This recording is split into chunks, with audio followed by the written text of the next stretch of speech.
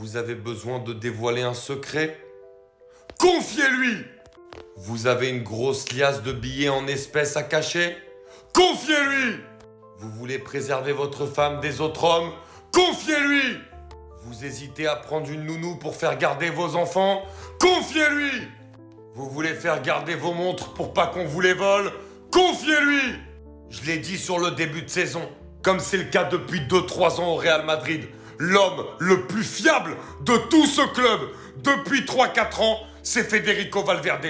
L'homme qui, oui, vous allez dire j'abuse, mais non, je n'abuse pas, méritera sa statue dans ce club, c'est Federico Valverde.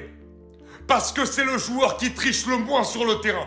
Parce que c'est celui qui respecte le plus de tous les joueurs, les derniers qui sont passés par le Real Madrid, qui respectent le plus cet écusson.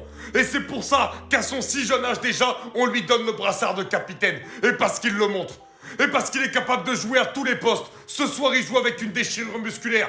Il joue latéral droit, c'est pas son poste. C'est lui l'homme du match.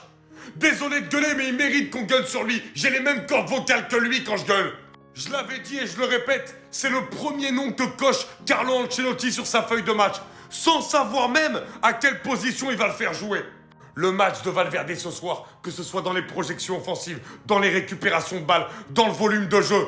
Et il y a 3-4 interceptions où il est au poste de défenseur central, où il supplée Rudiger et Asensio. À des postes où c'est Rudiger et Asensio qui auraient dû être là. Il fait 2 sauvetages qui sauvent le match du Real Madrid. Mais j'ai envie d'enlever mon pull et de lui confier.